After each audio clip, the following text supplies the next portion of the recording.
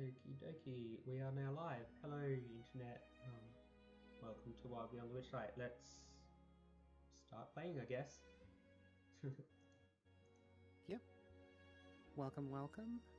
On our last session of Wild Beyond the Witchlight, the party made their way, after encountering some pixies and going through their challenge of wisdom, were deemed worthy enough individuals to come to a protector of this part of the domain of delight, Lamorna, the unicorn. But as the party reached this location, they were able to see just in time Warduke appearing, attempting to take Lamorna, and was almost about to attack her whenever Cliff was able to, through a perception check and a succeeded attack roll, was able to stop him and his pink armor in his tracks, but initiative was soon rolled. Throughout the first stage of combat, you were able to whittle him down with both a mixture of strong attacks and binding spells that kept him rooted in one place. But just as he fell, a dark, shadowy mist appeared and attempted to enter and grant this Warduke power. Aurora attempted a daylight spell to break those dark mists, but a counter spell broke through that effort. Warduke transformed into Warlord, a powerful individual with some strong attacks that was able to bring a couple down, but through the use of your tactics, you were able to bring him down and petrify him as his last bits of strength vanished and the dark mist escaped him. And that is where we will pick back up tonight's session, as the battle is now over. You found some things that were dropped from Warlord's possessions. The now renamed, I forgot I named it Nefarious, the Vampire Lord's bow, the sword of the Vampire Lord, a bag of holding, which contained 2 masks within them, as well as a flame tongue longsword. And as the battle ends and you all kind of patch each other up a bit, Mercion and Juniper brought back to consciousness. You all watch as the water in front of you, where Lamorna had attempted to appear, now once again slowly begins to make her appearance.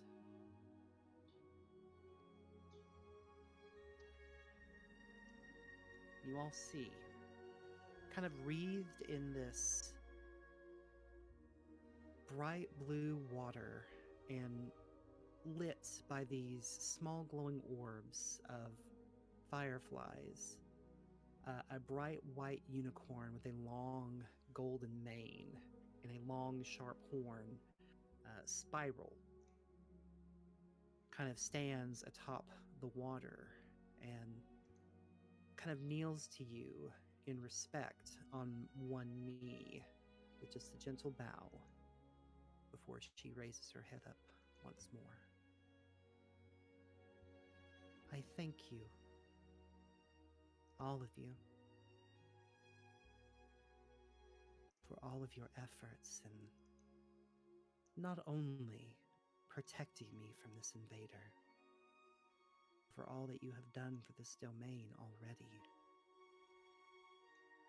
I am Lamorna, guardian of this portion of the domain of delight.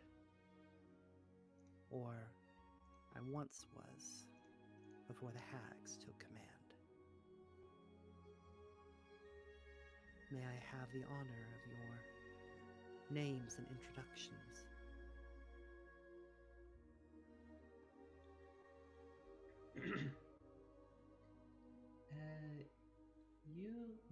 call me Aurora Chromatix.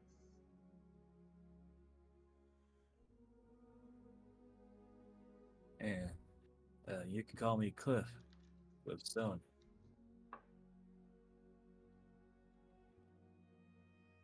And call me Judy.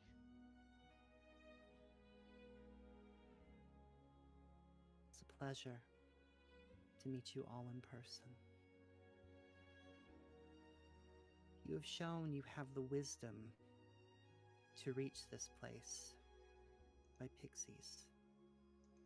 You have shown you have the courage to face off against strong enemies. You have shown you have the power to make real change.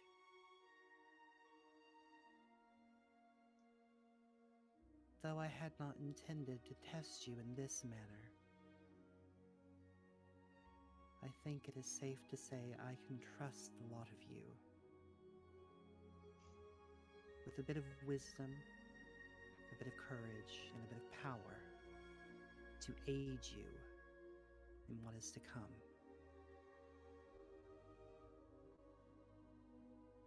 And she gestures behind her.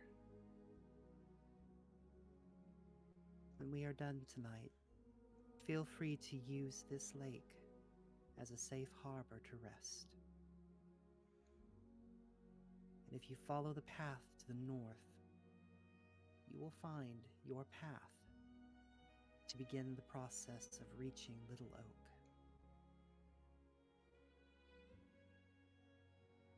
And for now,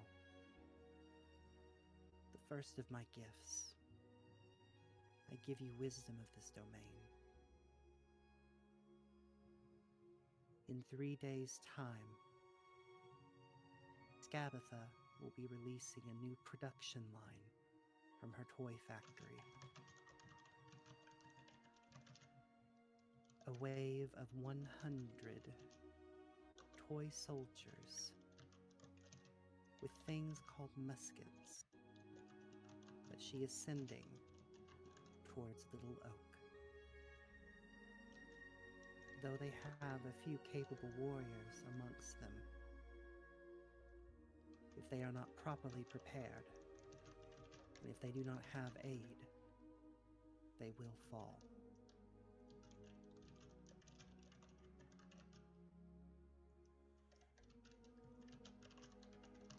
And you all kind of begin to see little reflections in the water in front of you. Visually, you kind of see like these waves of these walking, almost like nutcrackers of sorts, but they have little what you would recognize as a musket, and they are all just kind of like gently marching in place. There are about 80 of these types of models, and in addition, you also see a couple of familiar things. The wind-up toy demons appear to be going with them. And this time, because you all get a sneak peek, you may all make me a intuition check. So a intelligence or a wisdom check to see what you can learn about these new, numerous monstrosities.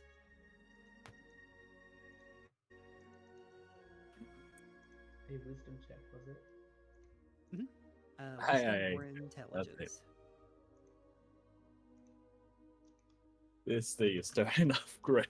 Oh no. Okay. Wisdom check. Let's go. Wisdom. Okay. Aurora, with your 22, you can tell that although these are very large numbers, which might be cause for some concern, you can tell right away that they are not nearly as durable as some of the other creatures you have fought. In fact, that they have about 1 hit point each. But given their numbers, you get the feeling that they may attempt to attack with large numbers all at once. Oh, it's like the bards, like the level 1 bard army killing a Tarask. Gotcha. Mhm. I, from what I can tell, these toy soldiers are like paper. They don't really have much health or offensive power, but they will death by 1,000 cuts. Well, death by 1,000 paper cuts.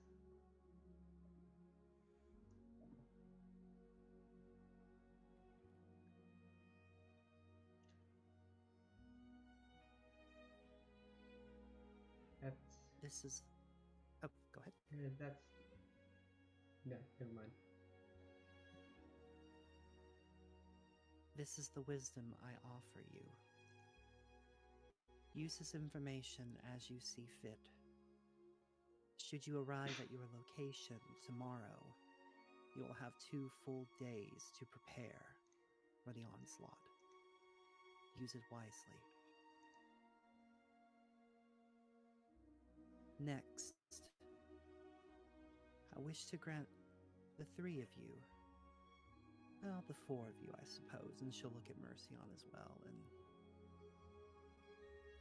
I wish to grant you power that you do not currently possess. I know that with your splitting of your larger group, your team lacks a certain amount of versatility in spellcasting. And so I grant you this treasure. And all of you see, like, dipping up from the water, one for each of you, one in front of Aurora, Cliff, G, and Mercion, a silver locket. And inside you see a magical rune, which Lamorna will kind of bow her head down and say, "This is called a spell locket. And inside is a vow, my promise to aid you." And each of you can add a spell locket to your inventory. Let me see if I can display that.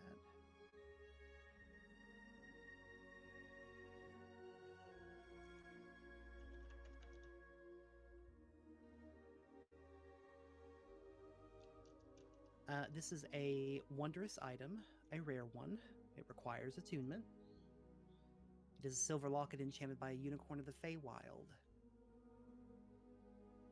You gain the ability to make a magical vow. You can select any spell of 4th level or below from any school of magic or any class list. You are now able to cast that spell a number of times per day equal to your proficiency bonus, without expending a spell slot. Should the spell require a DC, its DC is 15 when you cast it in this manner. Ooh. And it also comes with a magical promise. Once per long rest, you can change the selected spell in the locket. If you do this in combat, it requires an action.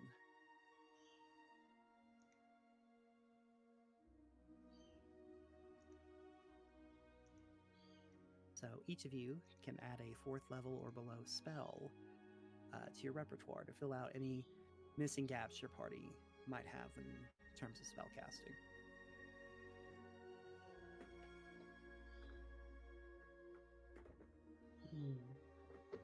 That is very cool. pretty cool, and a lot of paralysis choice for me, or choice paralysis. Choice paralysis, yeah.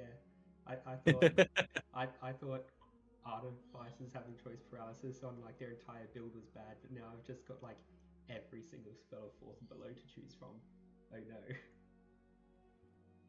Well, I got to thinking the other last session. I think you mentioned, like, man, if I only had counterspell, I could have countered the counterspells. Like, oh crap, none of them have access to like common staple spells.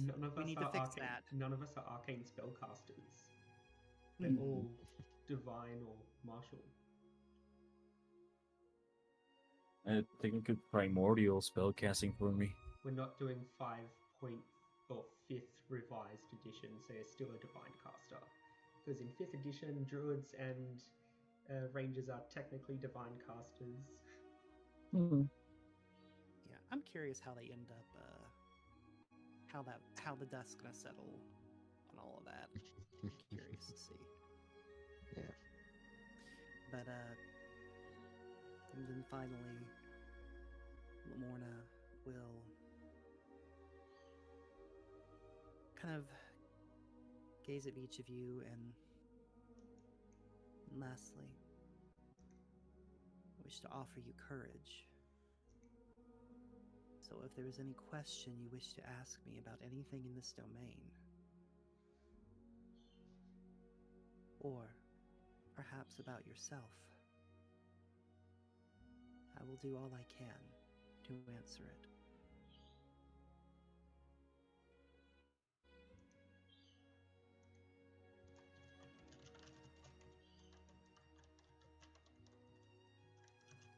So, if there's anything you would like for Lamorna, who has great ties to this section of the domain, to ask about, she is able to provide you an answer.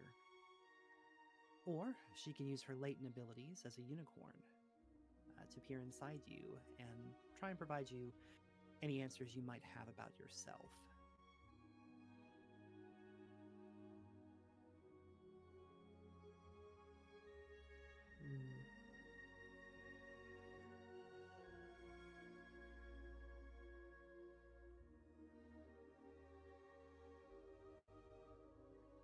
So we can either ask a question about the domain or about ourselves. Mm-hmm.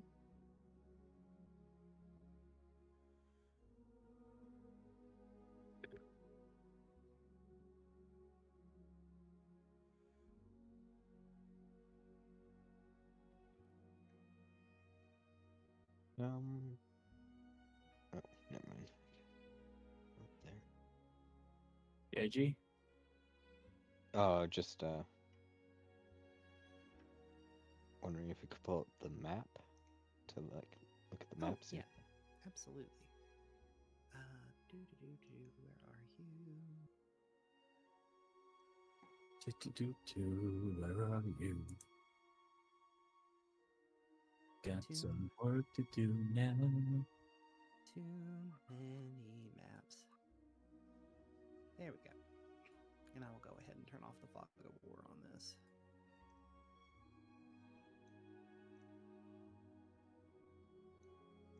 No, not like that. Not like this, not like this. There we go. The world has been swallowed. So you kind of get an overview of the domain as Lamorna kind of gives you kind of an idea of everywhere that you are. So I'll go ahead and mark real quick.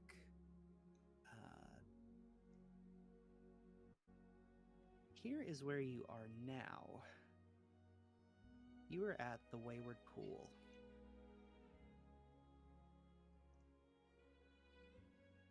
Where you are trying to get to through this secret tunnel that you're being led to. Secret Parts of tunnel. the secret tunnel is up here at Little Oak.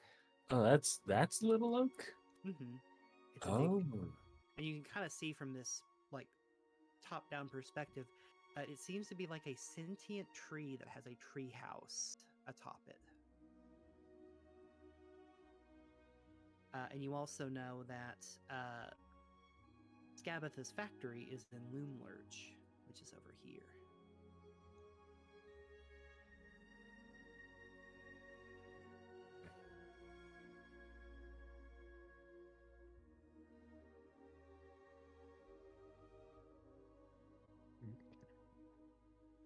I think I know what I want to ask about.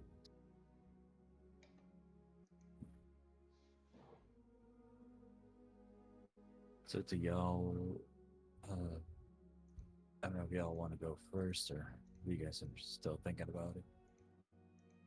Still I'm thinking. Still thinking. Okay. I think since we never really figured out what that walk-in house with chicken legs was or who it belonged to, because we snuck away from it, I think Cliff would possibly inquire about that. It was this, big walk-in house with chicken legs that we saw on the way here that we kind of like snuck away from. We weren't sure if it was friendly or not. You know what that thing is and who it belongs to? Yes. That was the traveling home of Scabatha. Or her old home before she took over Loomlurch and transformed it into the factory. She sends it out, scouting, possibly, for children that have wandered into this realm. Sometimes she sends it as a pack force, looking to recapture escaped individuals, or sometimes to try and scout out and give her more information on the domain. It is a powerful entity. It hits very hard. Currently, from where it left you, it headed south, away from the Wayward Pool. But I can see now that it has changed course. It is heading north at a fast speed. You might be able to intercept it if you wished, as it seems to be heading to join the war front.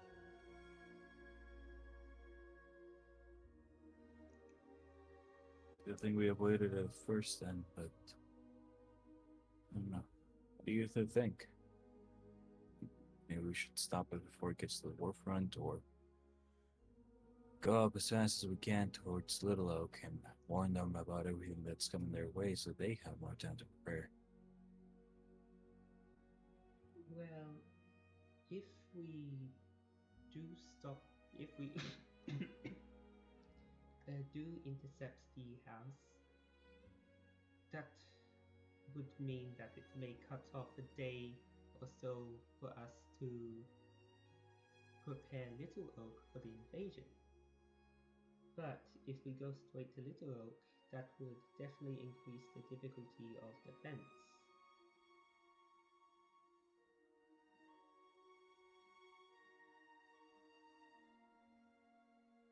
We could always, I don't know, maybe. I think there's one thing I could maybe do tomorrow to maybe throw it off course. And do Rangers know pass with trace? Yes, we do. We can learn. Pass with trace? Yeah, pass with trace. Yeah, it's a homebrew spell. Right. We built. Basically, pass without a trace is like advantage on stealth and like makes it harder to find people.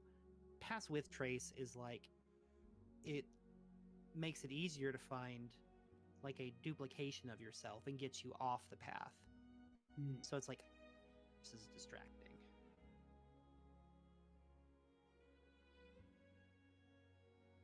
I don't know. Maybe tomorrow we can continue traveling today, or take a rest here, and tomorrow I can maybe throw it off the track with something.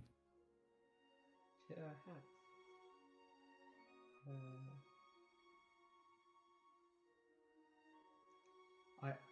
I obviously know that there's a 4th level spell. At least I'm pretty sure it's 4th level that can trivialize the entire house thing. I just need to remember what it was. It was. What was it? Yeah, Zach, don't give the power gamer the choice of any spell. You will regret it. What was it? Is this one? Wait, no, I think it's 5th.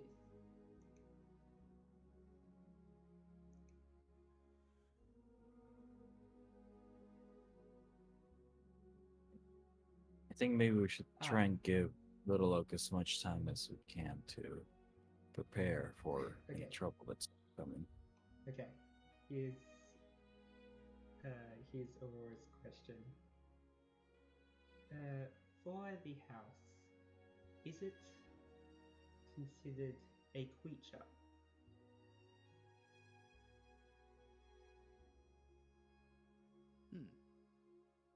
Let me go to my handy dandy.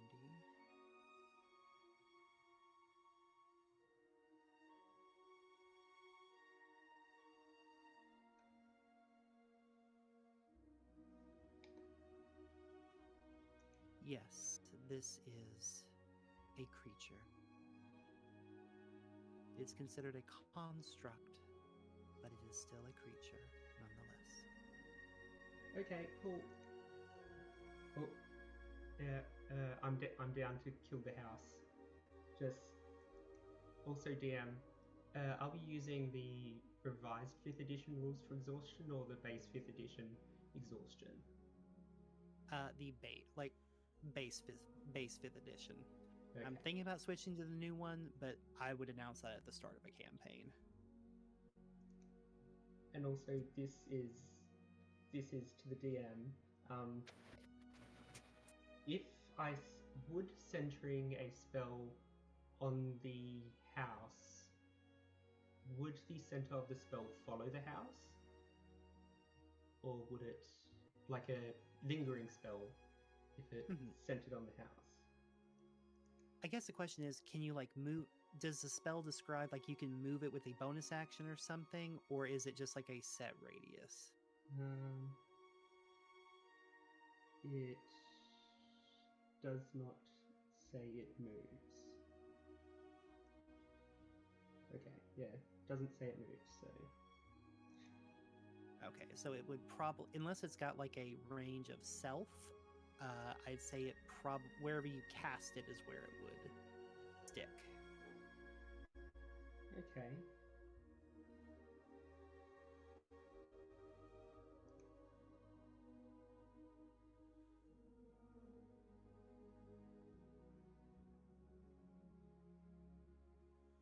Okay, guys, ready to give the house cancer to kill it? Oh dear.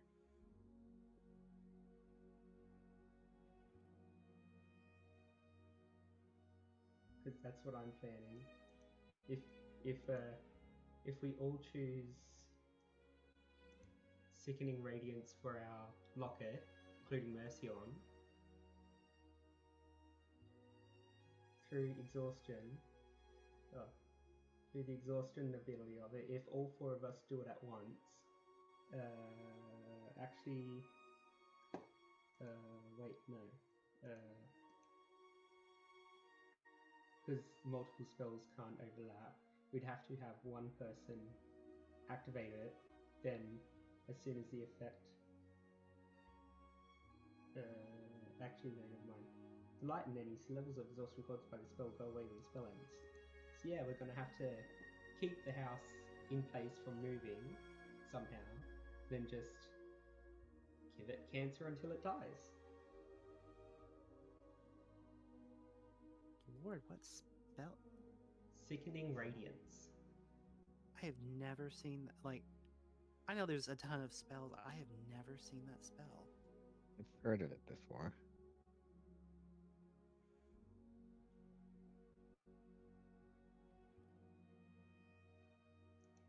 And it's radiant damage, dude. Dang. Dang, Xanathar.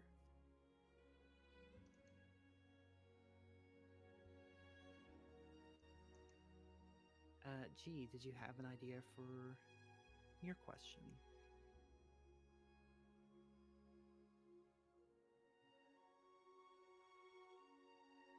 Yes. Where would be the best place to ambush house? And the best location to ambush the army? she takes a moment and you see like the pool begin to like ripple underneath her. And she thinks for a moment and kind of gazes at you and should you rush to Little Oak and warn them, there would still be time after you give your warning, a brief window of time, that the house would be separate from the main forces. Right about here. Oop, I'll make it a little yellow square there. It would give you enough time to challenge the house, defeat it, and still have time to march back to Little Oak, potentially to rest. And as for the army, they will make their way in a straight line. But the forests are dense, and there is a clearing where you have there are two different clearings where you might be able to try one of two different approaches. You could potentially set up here, where? Here, there is a clearing where you would be able to take them on in waves.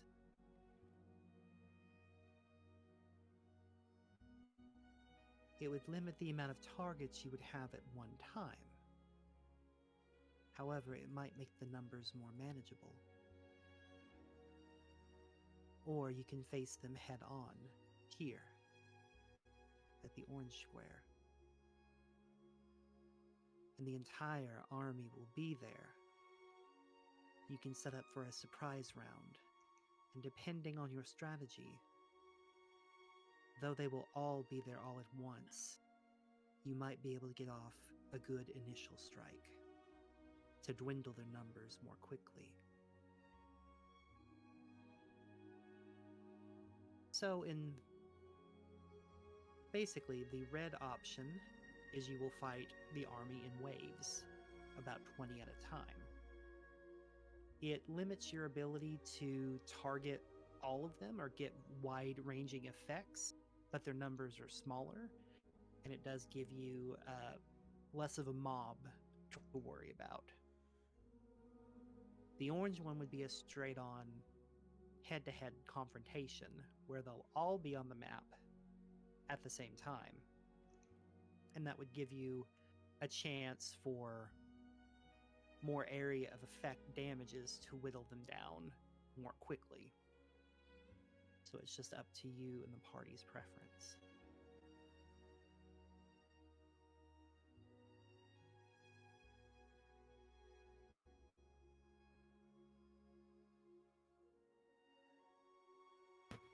Okay. Sorry, I missed the first part. The yellow line or the yellow square was. What was the yellow square? That's where, if you get to Little Oak tomorrow, you will be able to warn them, and you can go take on the house by itself there. And then you'd be able to run back to Little Oak, potentially get some rest before being able to start attacking for the main army. Which, logistically speaking, is like you would basically lose some downtime if there was any downtime activities you wanted to do.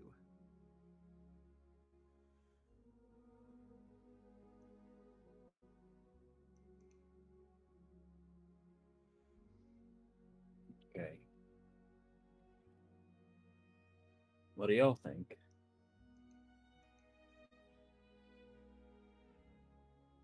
I myself don't know if I have any real downtime activities that I would like to do. Yeah, I can't think of any downtime activities for Aurora either. The one thing that I know is watering or taking care of the seed of possibility, I think that's what it's called. That's inside of Cliff's. Now the memory seed. Hmm. I think if I remember correctly, one of them splinted on a pot, and the other one splinted on Cliff's like skin. So the only downtime activity would be taking care of them. I can think of it.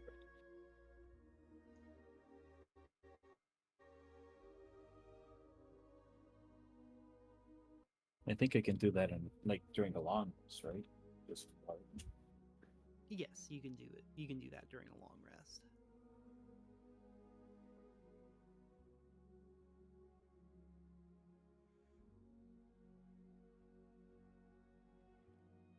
Oh, you know what? There is one thing that we could possibly do during a downtime. We still have a lockbox from Magdon Longscarf that we took. Yes, I believe.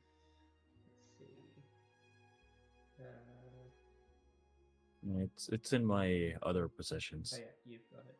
Yeah, can try and get that open. Also, I've found the part 2 to the combo.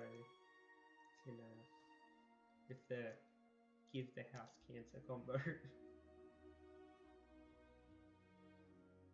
It's in a general, so I'll display that on V2T as well. Ta-da! Now we can keep it from moving. Yay!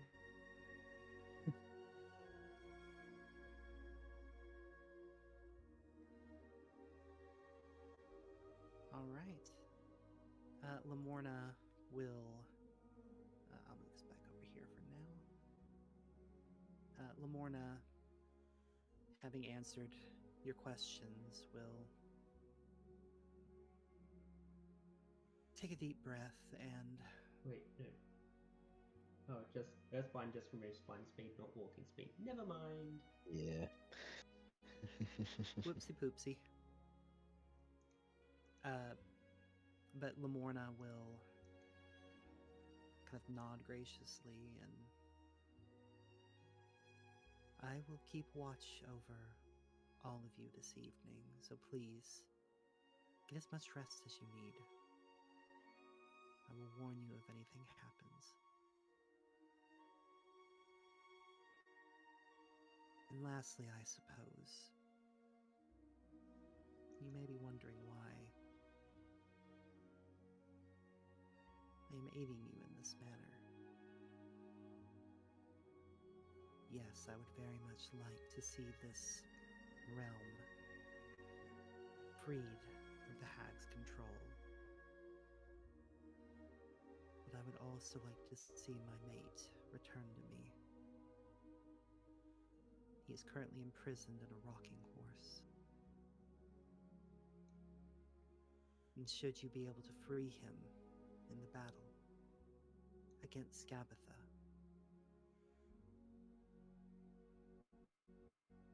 I would be able to aid you in that confrontation as well.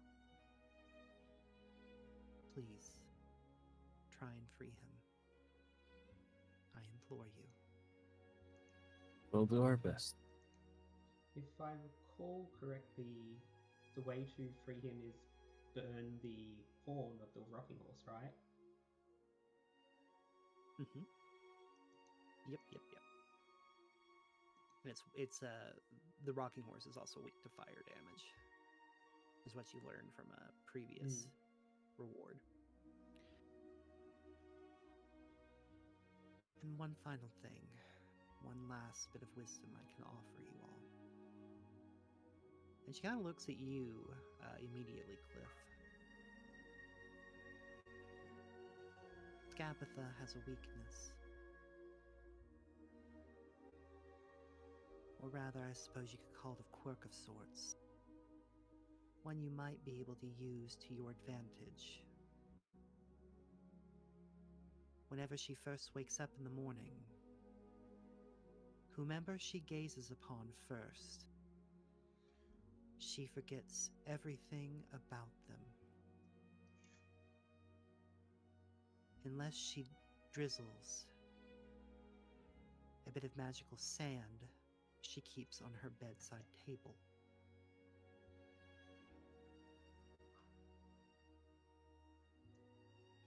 I'm sure a party of cunning individuals might be able to use that to your advantage.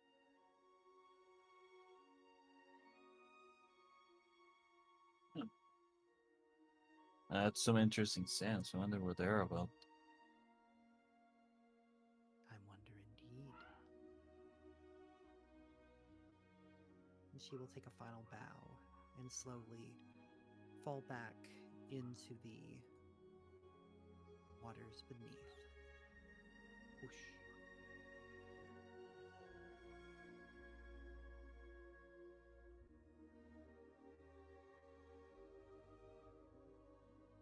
So, you've all got some information, some items, and a little bit of information about your next target.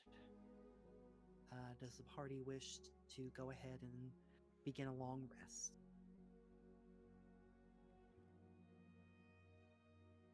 Yeah. Yeah. Yes. I do not have the coinage to purchase anything from the shop, so.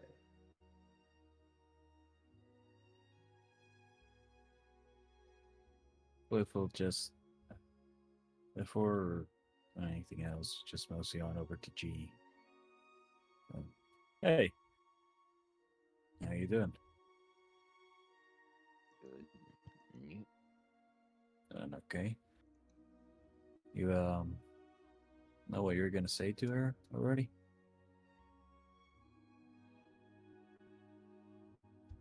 You're going to introduce yourself or reintroduce yourself, I guess.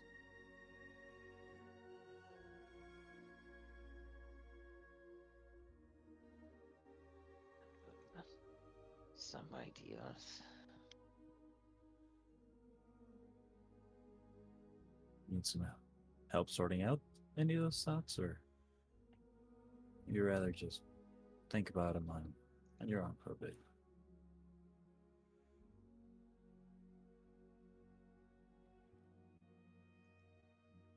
Just think on my own for the moment. Okay. Yeah.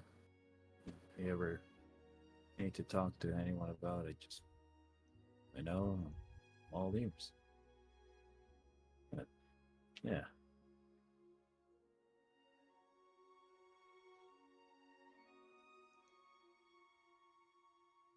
Okay. All right. I'm just gonna go. I'm gonna go back. Sorry. And Thanks. Cliff will. Thanks for asking or referring. It's my pleasure. So friends are for, right? Indeed. Cliff just goes back to kind of like the edge of the pool here. Grabs a little bit of the water and kind of like takes out the small little pot of like memory seed that he has. Pours a little bit of that water in there and pours some over on the crack where the other one is on his arm, and sits down there meditating while holding popping off a druid craft every now and then, making small little flowers that he just sits down on the ground around the pond for a bit.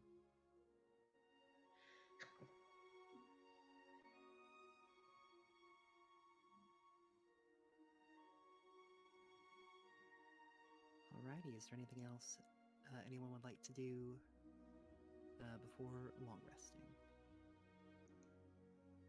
Yes.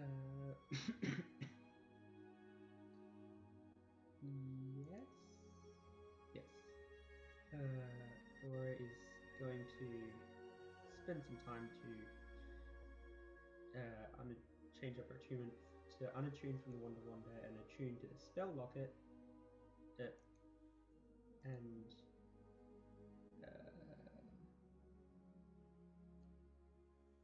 And the spell she is selecting is, I think it's, I believe it's identify. Yeah, identify. So, which yeah. So Aura is going to. So what's her proficiency bonus? +3. Yeah. So she's going to. Oh, dang nabbit. Yeah. Going to identify using the 3 proficiency bonuses. Identify the 3 items that Warlord had: the Flame Tongue Sword, Vampire Bow, and Vampire Sword, just to see if they're cursed or not. Because although she doesn't really trust things from dark entities, I guess you'd say. And it's kind of like channeling her inner Legion, and she like starts to think about Legion, and she's like, oh wait, Legion doesn't do this stuff, and then starts to think about Oz instead, as she's channeling the arcane spellcaster vibe of identifying. Gotcha. All right. As you cast Identify, the Flame Tongue Longsword is just a regular Flame Tongue Longsword. It is not cursed. It is the bog standard D&D item. Yeah. The Vampire Lord's Bow. You know that it is a magical weapon. It has a +1. It has the ability to use Vampiric Shot. Once per round, you deal an additional 1d4 necrotic damage on the first attack per round that you hit with this bow.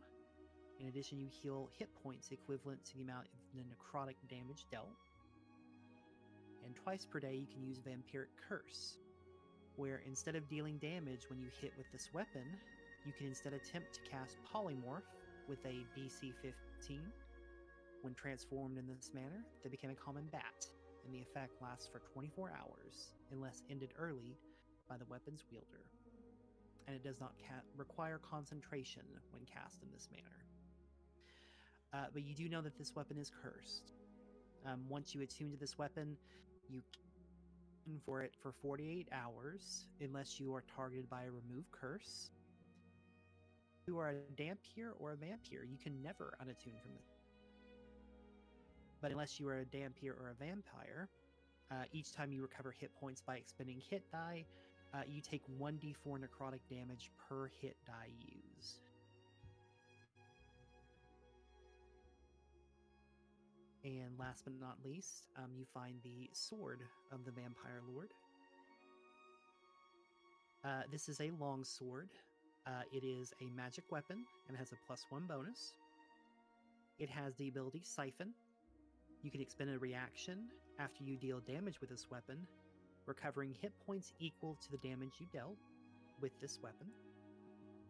It also has a bleeding effect. When you hit with the weapon, the creature struck takes 1d4 bleeding damage at the start of each of their turns, unless they receive a source of healing or spend an action to staunch the wound. But this item is also cursed. Once you attune to it, you cannot unattune from it for 48 hours, unless targeted by a remove curse.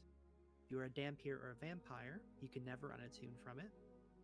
But once you're attuned, you are mentally connected to the Vampire Lord that created this weapon, who is capable of seeing your actions at all times as if under the effects of a scrying spell.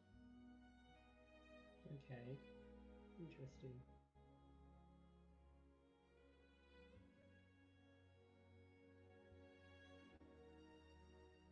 Very interesting.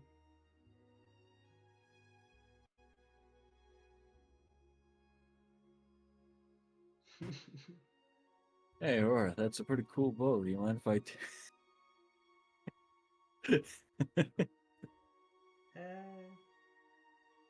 No, I don't think that's a good idea. It's very, very cursed. I mean, unless you want a dark, evil vampire lord to watch your every move and probably try to eat your soul. Oh wow, that's pretty scary. Where did these things come from? The that you see that statue over there? That guy. Mm, No, I didn't. Oh, wait, that's a statue? Well, That was a person. it's a statue now. Well, technically, it's also a person that's been turned into a statue, but yeah. I'm confused now. I'm just gonna go to bed.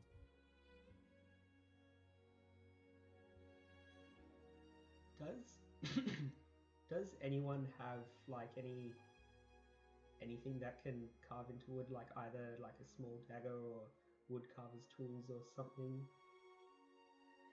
I'm assuming the dark vampire bow is made out of wood. An onyx black bow. Okay, so it's made out of Yes, it is made out of wood. The onyx is its coloration. okay. A So hammer, the crowbar, titans. hmm,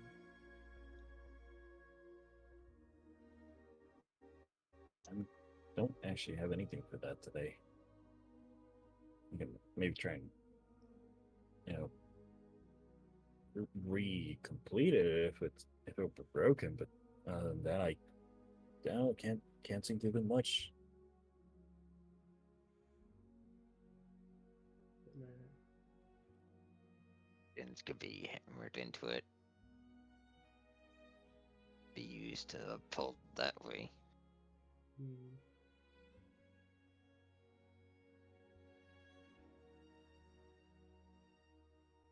So the piece of broken vorpal weapon we've got, that's a sword hilt, right? Or just a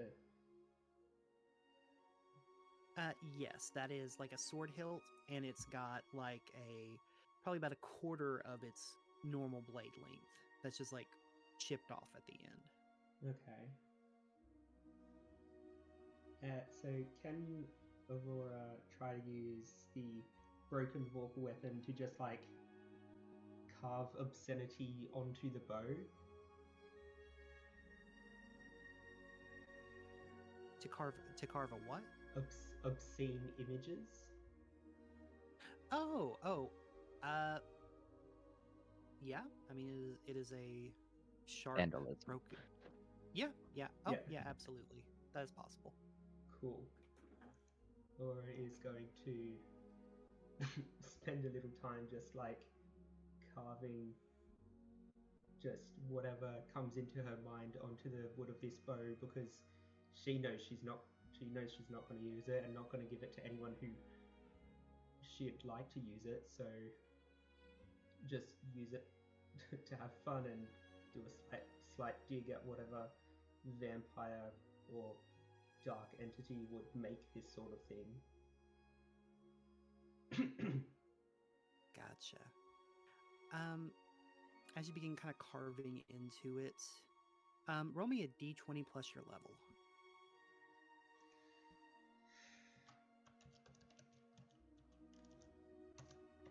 7, 26. Ooh, good roll.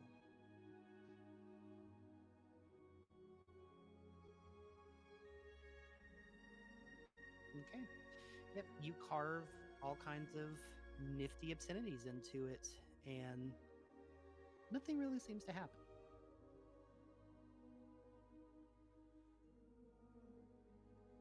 Cool.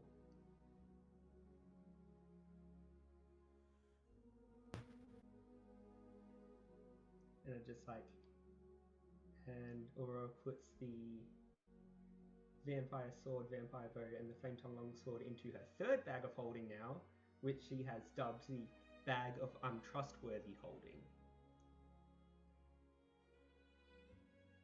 How many bags of holding do you have? 3.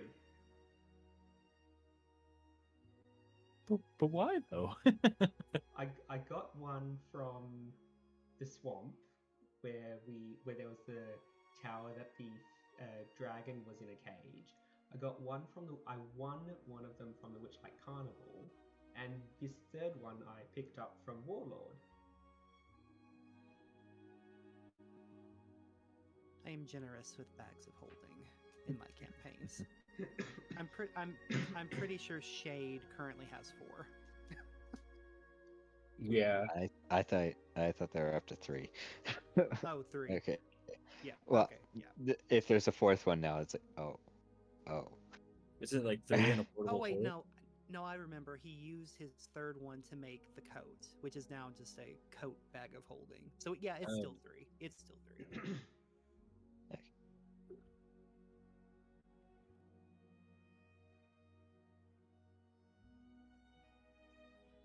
All right. Let's see. I'm gonna go ahead and get rid of temp HP. Long rest time. Yes. Yep. One question, Zach. How are we keeping track of the journeyman's boots miles? So I've got a basically there's a mechanic that will basically there's a point in the story that will trigger the boots to get their full amount. Okay. Yeah, I'll continue being attuned to that for now. All right. You can go ahead and all give yourselves the benefit of a long rest.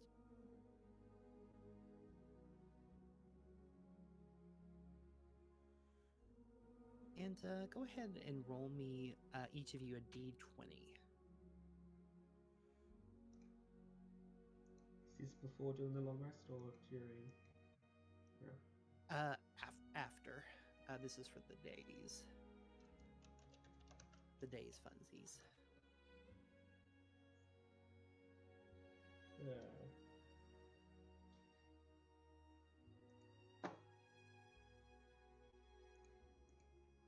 Yeah, sure.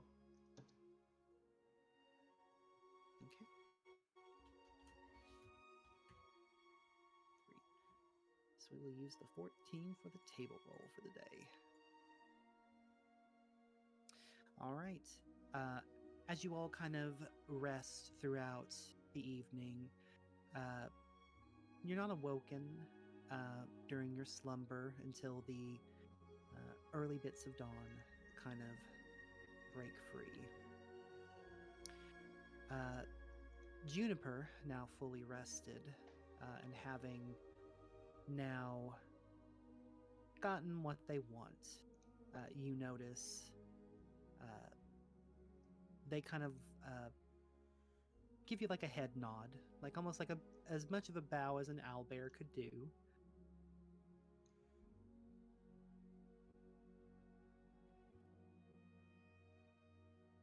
Statue of Warlord.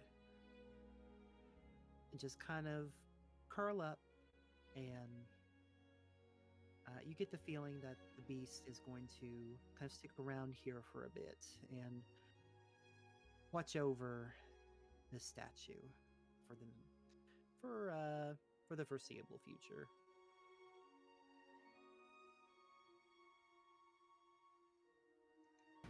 Okay. Yeah. Give a kind of make a motion as if tipping a hat, but there's no hat, and bow slightly at the same time. Waving goodbye and head off.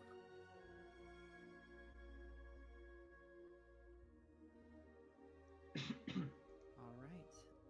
Let's see here.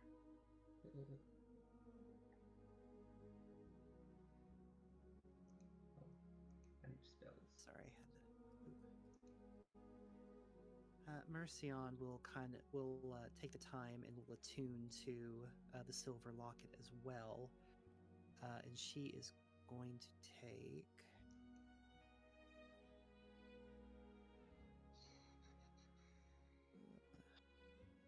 Is that the right? Nope.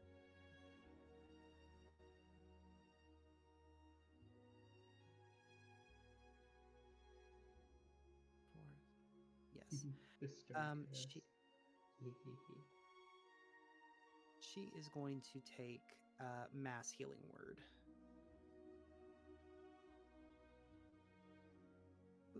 Just in case. And you all begin making your way northward, heading towards Little Oak to the secret tunnel. Copy you over. Go ahead and make me some survival checks, if you would.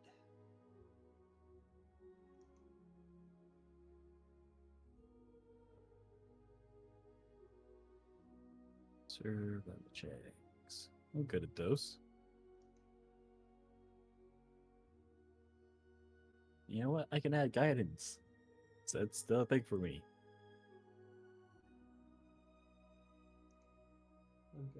I'm still choosing spells and stuff, so I'll be with you shortly.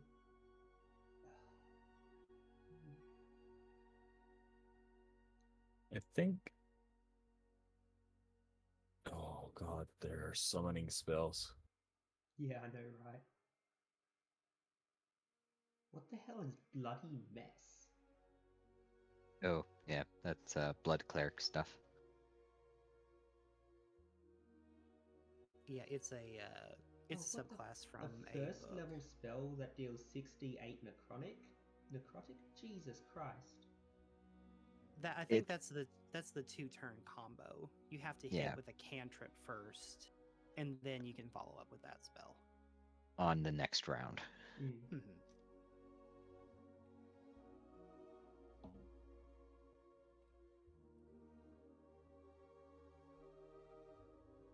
Yeah, I'm not sure if I'm gonna take Gravity Sinkhole or Summon Elemental just yet, so I'm gonna stay attuned to the Bestiary scope for now.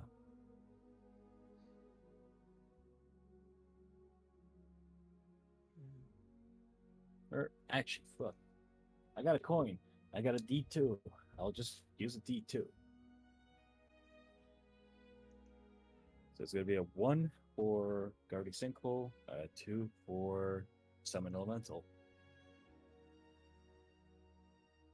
Summon Elemental.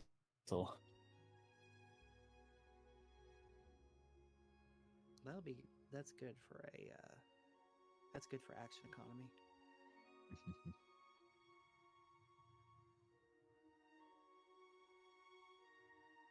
Do you have any Earth Elemental, Zach? Like Earth Elemental tokens? Let me go see.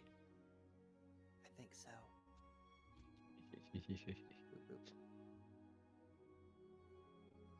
Is it the one that is for CR5?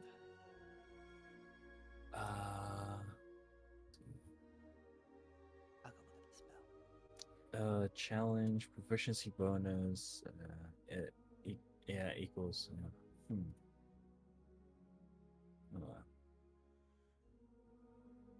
Let's see. The corporeal form uses the elemental spirit stat block.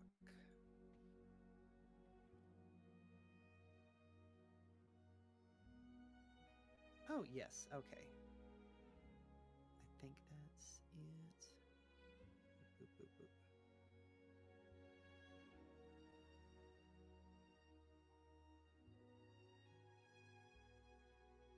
Yes, here, I will drop this.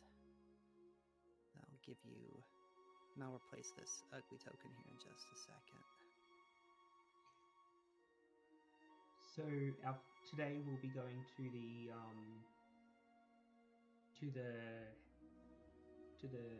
walking tree house or ambushing Scab Lord's house.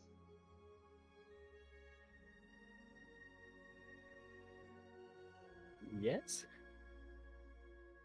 I think if I remember the plan correctly, it is go to Secret Tunnel, warn Little Oak, and then go fight the house, Okay. and then come back in time to rest to get ready for the army. Okay, so Glyph of Warding is tomorrow.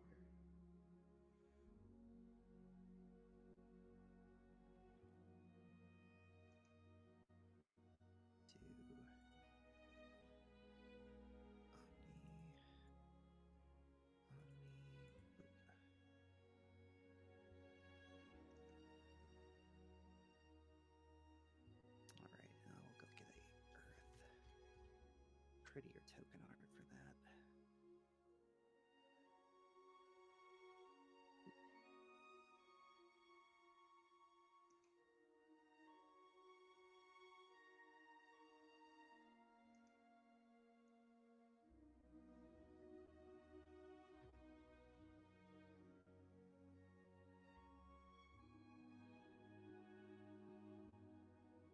There we go. Can you shift click on the elemental spirit token and make sure you can get inside it, the glyph? Shift click. Yeah, I can get inside it. Okay, and then if you go to the character sheet, it has its attacks and stuff.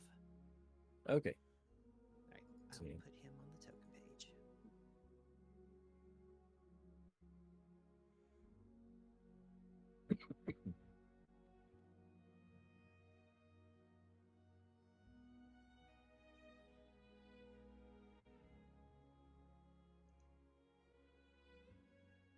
All right, and I think I'm survival check, Aurora. Yeah. Sorry about that. Ooh, okay. That is 2 successes and 2 failures, so we've got a tie here. We'll do rollies.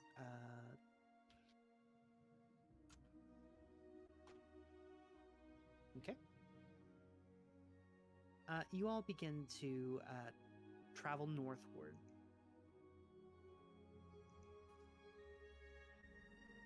Woods north of the wayward pond. And as you do so, you soon find yourself, at least for G, G finds a familiar spot as you are able to, a little bit slower than one might have predicted, but you are able to, by about noon the next day, you are able to find yourselves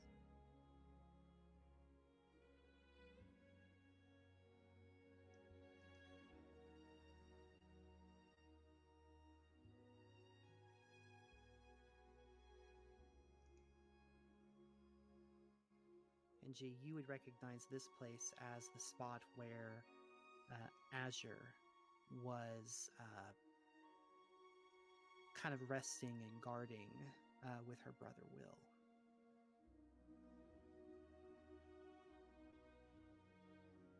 And as you approach, Elizabeth kind of slowly makes her way forward and kind of fiddles with a little panel on the side of the fountain, and you watch as the fountain bursts to life, and you see this watery reflection kind of staring back at all of you, a portal of sorts that one might be able to make their way through. But Elizabeth kind of holds up a hand and gestures to the reflection. So, this will get us in the tunnel, but we've tried to make it as hag-proof as possible. We've got some definite protections here. The first thing you have to do is to prove you're not a hag, is you have to offer it, not give up, but you have to prove your humanity of sorts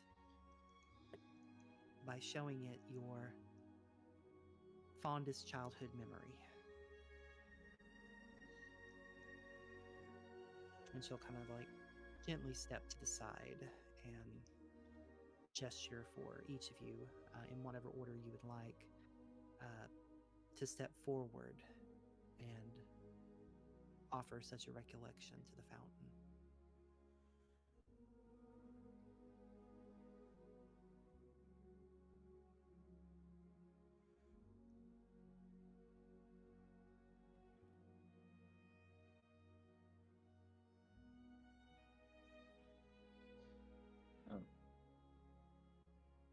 That might take me a little while.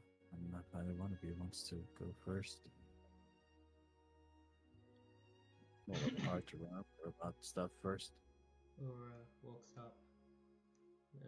Does she need to be in the water or just like next to it or whatever? Just next to it.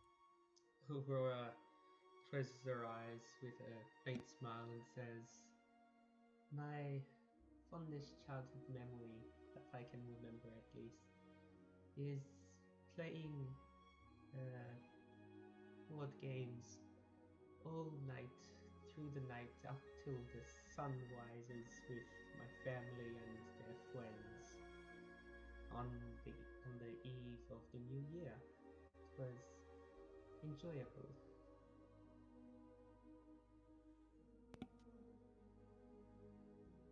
And all of you begin to see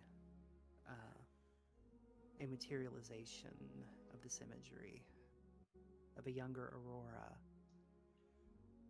sitting and playing board games, surrounded by friends and family. And you watch as the fountain glows with this brief teal coloration, and Aurora, you can now see, as you have made the offering, that there is in fact a portal within this water. And having successfully given your memory, whenever you're ready, you're able to step through it now.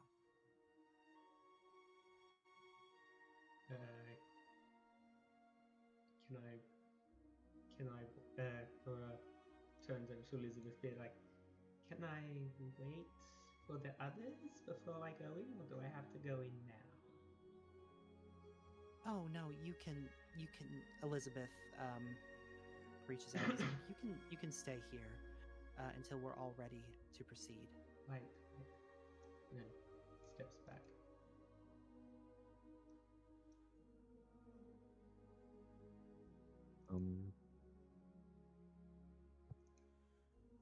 Do you remember exactly where Azura was standing? I caught a glimpse of her. She was standing like right here. She was like leaning against the fountain.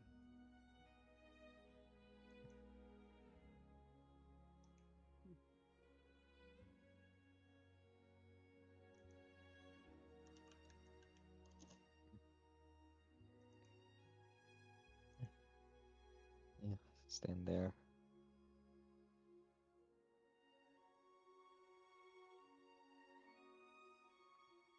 Reflect on the future person they're looking to meet.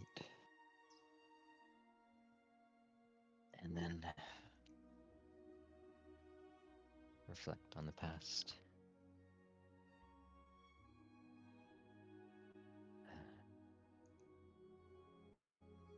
The memory of my sister and I combing each other's hairs, braiding them, untangling them after days of training, cleaning them, and eventually dyeing them to the colors that we liked.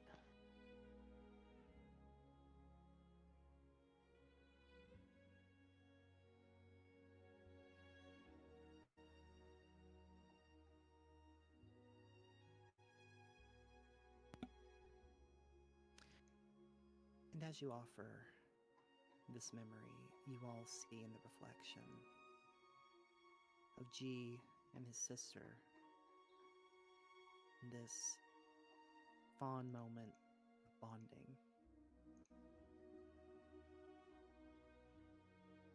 As you offer this vision, G, I would like for you to roll me a d20 plus your level.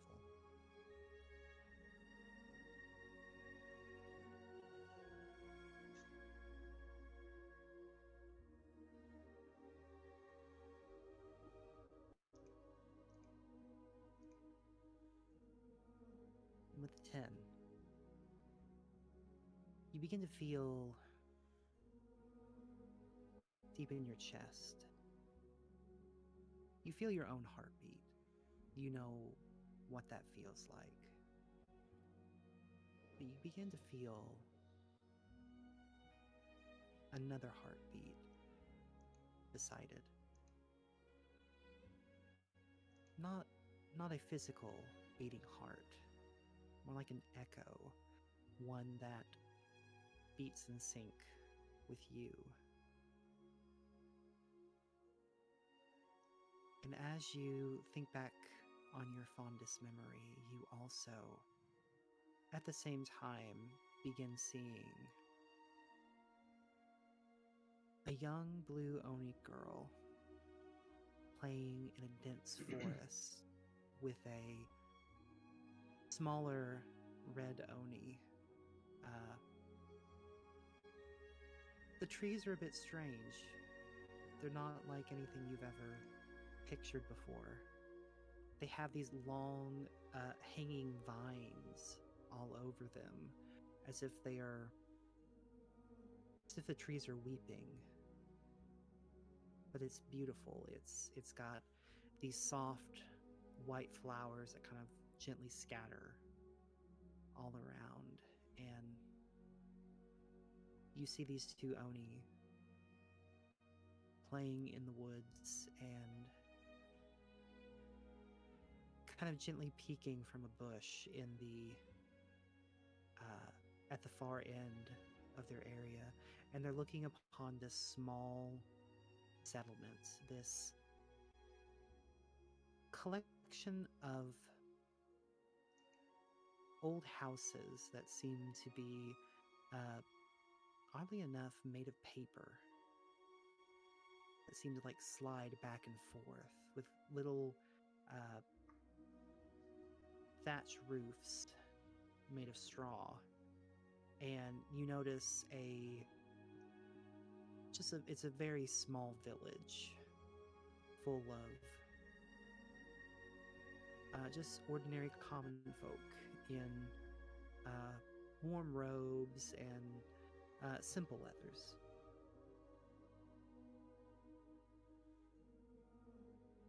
And you see the two of them looking at each other, and you hear a younger Azure kind of whisper, "You think we'll ever be able to come out of hiding?" The red Oni kind of looks over. Yeah, we will. We'll show them all that we're good too.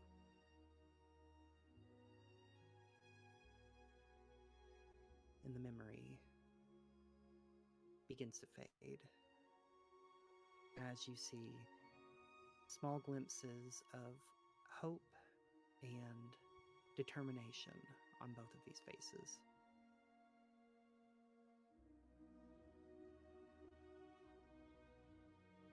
And just like Aurora, you also now see that there is a door where one might be able to step through.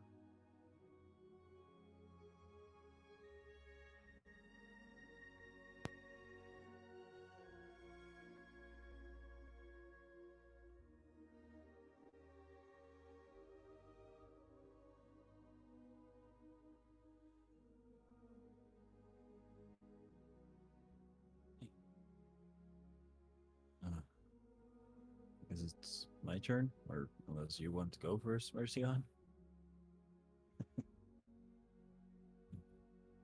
Mercian will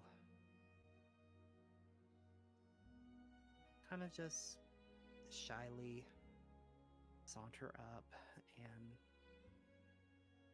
she thinks to herself for a moment, and all of you kind of see a much younger her with braided pigtails, a very pretty yellow sundress, and beside her a young strapping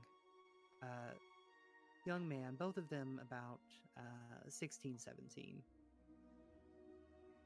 kind of running through a cobblestone street, and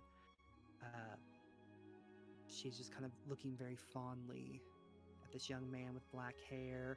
He's got this really crummy looking long sword against his back. He's got like a wooden shield that you would never even think to like go out adventuring with. But he looks very determined, and he's like, "Come on, Mercy. I'm telling you, we'll pass the night exam. Both of us, together. Then we'll get out of this place. Just the two of us." He's just got this bright, warm smile, and you all kind of see Mercion in the moment, and Mercion in this past memory, just blushing quietly to herself as the portal door opens for her too, and she takes her step back. Okay, I was not expecting. I was not expecting this. That's so fucking adorable.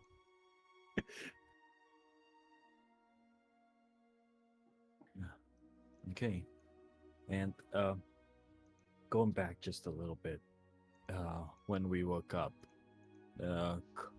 Cliff reintroduced himself to everyone's Cliff. I rolled forget everyone in the morning. Ooh. So yeah, well,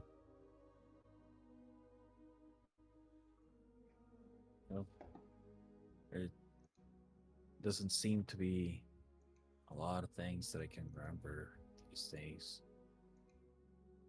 but kind of thinking back a little bit, and you would Cliff starts to think back on one day, possibly his birthday, possibly a different kind of celebration. He's not really sure what it was. That detail escapes his mind. But he remembers being in a very kind of large room with a little bit of like artificial cooling inside of it, possibly back at his like home where he used to live with his mom, possibly his dad. Sure about that in the memory, but he's running around and playing with a very thick furred white and black and very dark gray colored dog with a black nose and a little bit of pink that forms a T shape down the middle and on the top of the nose.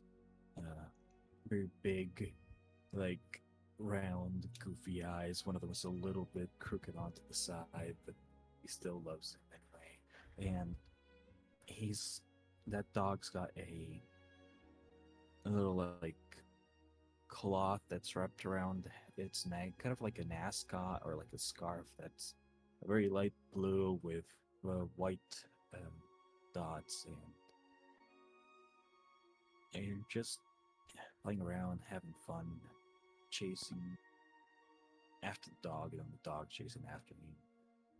Just spending some nice time together.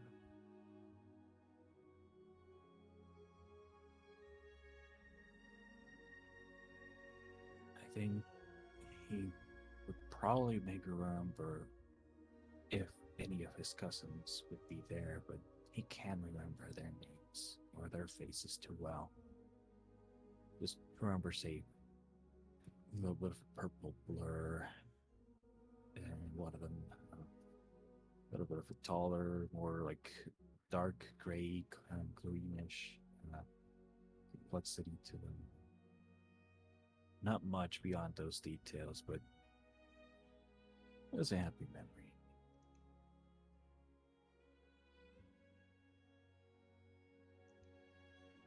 And as you offer up this memory, and as all of you see this creature, or this warming moment kind of flash before all of you. Cliff, go ahead and roll me a d20 plus your level.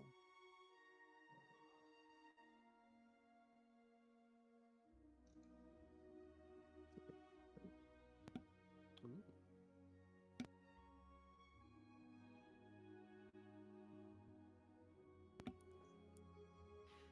During this time, as you kind of watch this flashback, as you see this unfold before you, the seed that you had planted in your arm slowly begins to blossom. And although it is not complete, you feel these warm vines kind of like run up and down your skin, almost as if your arm, your shoulder, and even parts of your chest slowly begin to kind of warm, like you've been sleeping out in the sun, and the sunlight has just been on a portion of your body. It's tingly. It's not unpleasant. And in this moment, much like you did when you remembered Saffron, you slowly begin to cling on to certain memories, like vines outstretching, pulling them from the aether and sealing them inside.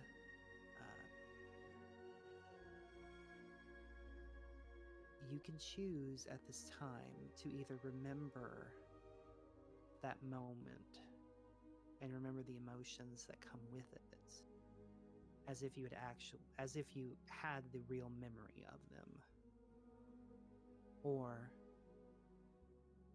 you can finally recall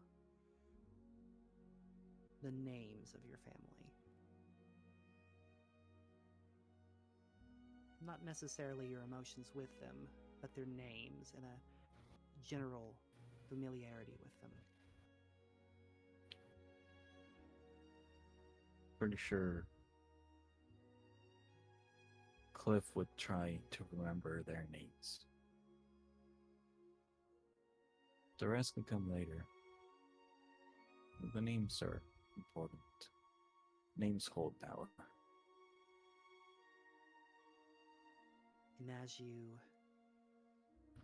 cling on to that, each of their faces as they flash one by one, you begin to recall them. It's hard at first to... You get a little overexcited trying to dig deeper, but one by one, you remember their names. And one by one, in front of them appearing, you remember your party's faces and names now, those that have interacted with you on this journey. Though you may not remember everything you have with them, at this moment, they're part of your family too. And it's hard to forget family.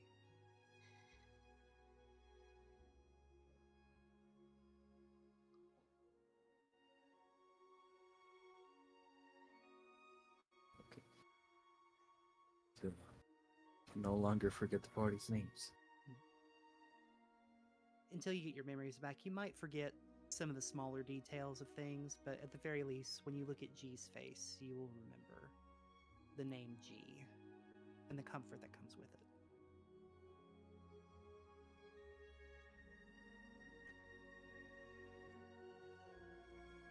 Or the fear, depending on if you're about to ask out a sister.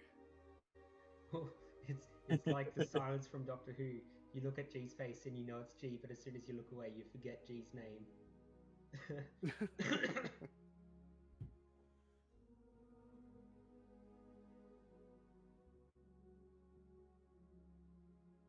But And is this, sorry, Mhm. is this all of my family or just the cousins? Or is it all of them? This would be all of your family. You Okay. can recall their names. Slowly, piece by piece, we'll get there.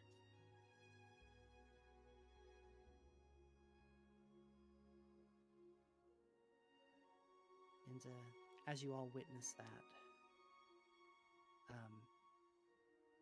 you briefly see Church walk up to the fountain, and he kind of licks the water a little bit, and you all see a small little baby basilisk basking in the sunlight alongside about 10 or 11 other baby basilisks, and just these two gigantic, probably about 4 times the size of Church himself,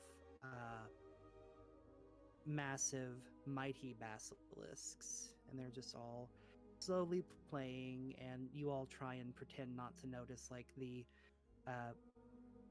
amount of stone carved statues around them Wait, of squirrels and the parents are stuff. 4 times the size of adult Church, or 4 times the size of adult Church. maybe he's not an adult, maybe he's a teenager. It does raise some eyebrows, and you all kind of like, oh god, those are big. The elder basilisks. Not just Mom- basilisks. Elder Elder. basilisks. And you all watch as Toy Maker approaches, and all of you see him and quite literally a entire, like, wooded area filled with these itty bitty boggles that are just running and playing and just generally having a good time. They're like running, kind of like the fantasy version of running through sprinklers, as it's kind of has a gentle rain in the domain. And you all see him as another very similar looking boggle approaches him and kind of shyly pulls out a little wooden carved figure that's kind of badly painted. It definitely looks like a child made it, and hands it to him, and just kind of runs off giggling, and he doesn't quite know why that was given to him at that moment, but you see him as a child kind of picking it up, and wow, this sucks. And you see child Toy Maker slowly begin to fix the gift that he was given.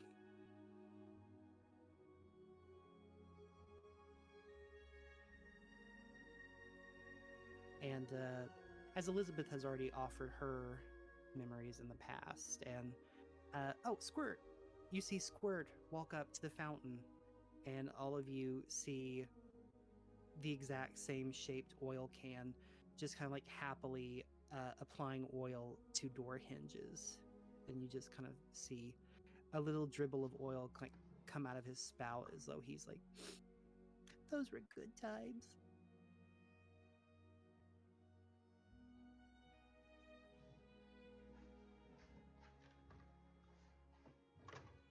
And just like that, you all see that the door to the secret tunnel has now opened. Do you all wish to go to the secret tunnel, secret tunnel?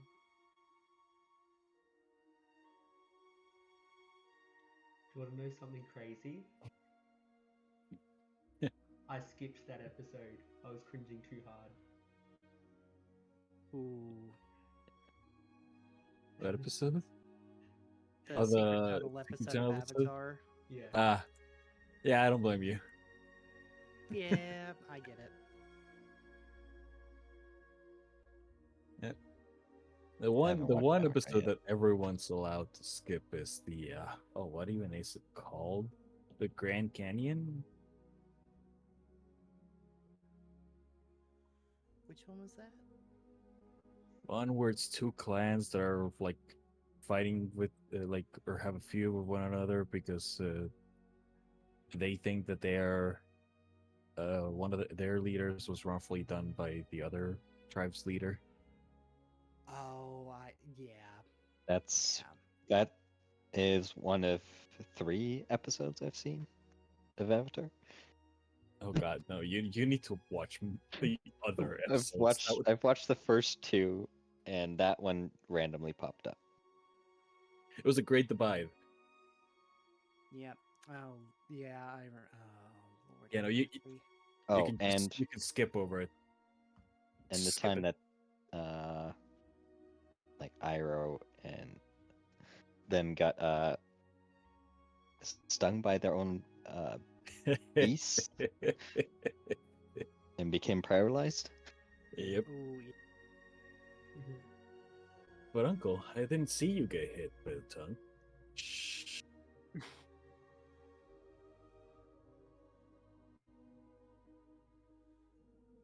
Alan's way through the portal. Yeah. Yeah, hold back a little bit and just scan the area.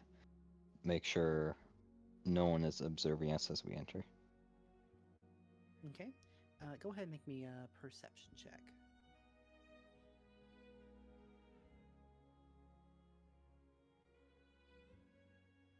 With an 11, you kind of scan around just the general Feywild stuff, some birds, some questionable looking pixies.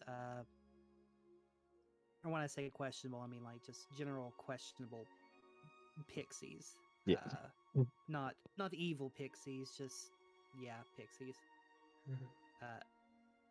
But you don't see anything that kind of elicits any concern.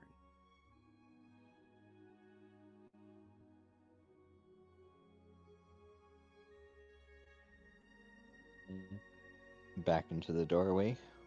Watch it close.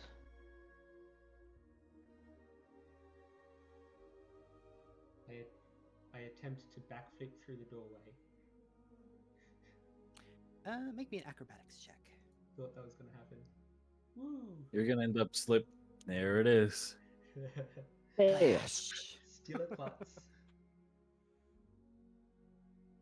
It's almost like you're doing this for comedy purposes. Cliff extends his hand to you to help you get up. And gets back up. Up. But yes, so as you head through the portal, you're all transported to something of an underground mine. A long, carved out path of rock that seems to, at first glance, be quite short. You're a little disconcerted because you see that not 130 feet away, there is a rope ladder that seems to be leading up through the other end of a portal. And Elizabeth kind of holds you all back and says, okay, so this is the second sort of trial, I suppose you could say. Our second defense to keep us safe. And she gestures to the wall of mirrors that are lined on both the right and the left sides. And kind of points to the end and says, so these are reflecting, gazing mirrors. They kind of look at us and try to just make sure we're not hags. Unfortunately, it's well, and you all see your reflections in these mirrors, and bit by bit, you see kind of like this offensive version of yourselves. Aurora, you see yourself sitting at a desk doing paperwork in an God. office environment Oh God. with little glasses on, and you've got like an abacus that you're like slowly clicking back and forth and That's saying, How why many I quit one. tails? That's why I quit one of my jobs. How many tails? no tails, Oh, no fox ears, just accountant Aurora. The worst. The worst it could be. G, you see in your reflections, kind of a, you see yourself in like this thick black leather with like spikes going up and down the sides of your outfit, with like a wooden baseball bat with barbed wire at the end, and it's on your chest. Kind of reads in this kind of like a punk sort of thing. It says "fuck the rules."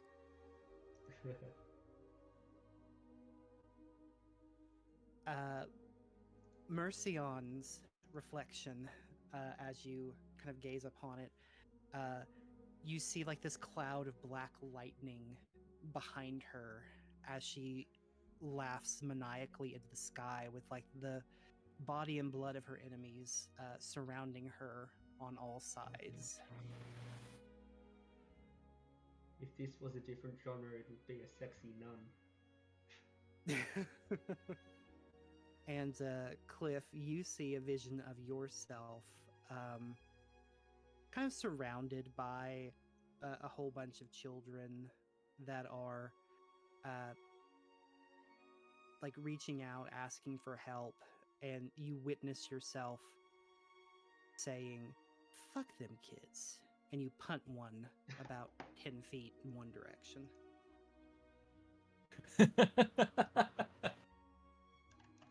oh God. Wait, what's that funny to me? And I need each of you to roll me a charisma saving throw. Here we go. I've got a Oh, I'm very good at those. charisma save. Ooh. Ooh. Here we go. Check out Lost Hearts memes. Oh shit, I did that wrong.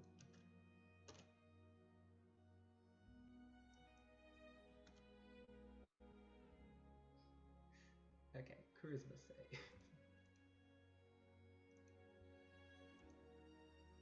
Charisma save. Hey, I got a +5 in those. All right, let me get one for Mercion real quick.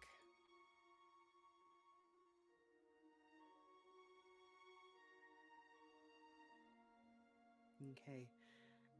Omni, you see, for most of you, you kind of just shrug this offensive imagery off. But Cliff, for you, it kind of hits a little bit different. And you kind of have this kind of a bad reaction to it. And you kind of hear a growling at the other end, as the kind of like the cavern begins to shake a little bit. And Elizabeth kind of like, oh dear.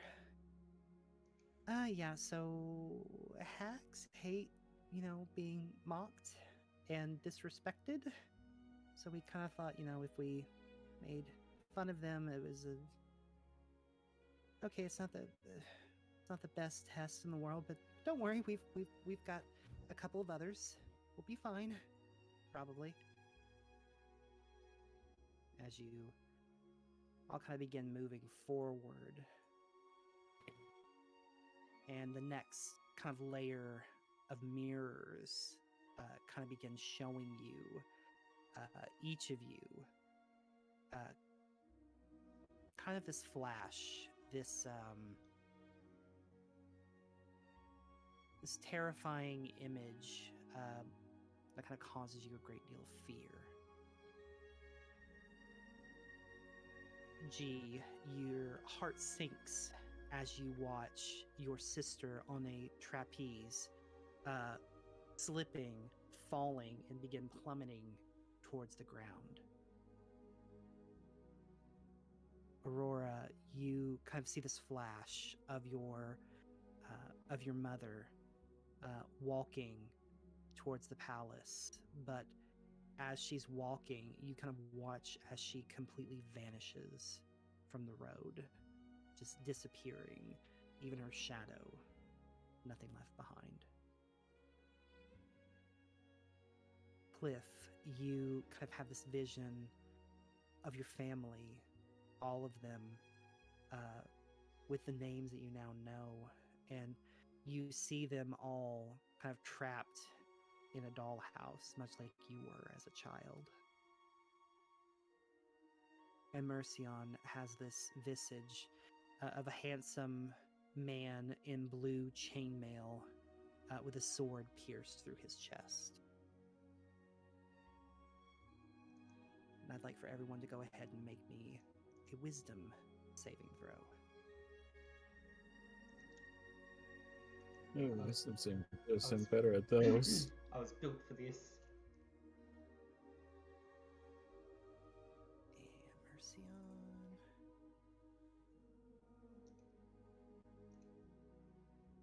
Okay. G, Are these the image. just a side note? Are these mirrors considered to use a dream, to be using a dream, or like some sort of dream effect, or is it? Go ahead and make me an Arcana check to see if you can kind of tease some of this out. Well, Aurora would immediately know because she's immune to magic spells and effects that use dreams. Oh, okay. In that case, you would not be. This is not dream related. Okay. G, the image is just too real. It looks exactly like the perfect setup for the Witchlight Carnival. The plummeting, the scream, and you just kind of wince at it, looking away. The growling at the other end is about the same as it was before. Alright guys, the next one is intelligence saving throw. It's basically rollies. We are fucked.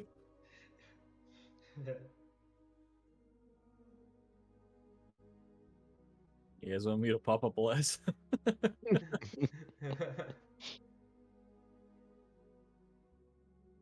Can you're I- gonna do it, now's the time to do it before the event occurs. I'm gonna pop a bless. Okay. I'm gonna bless the three of us.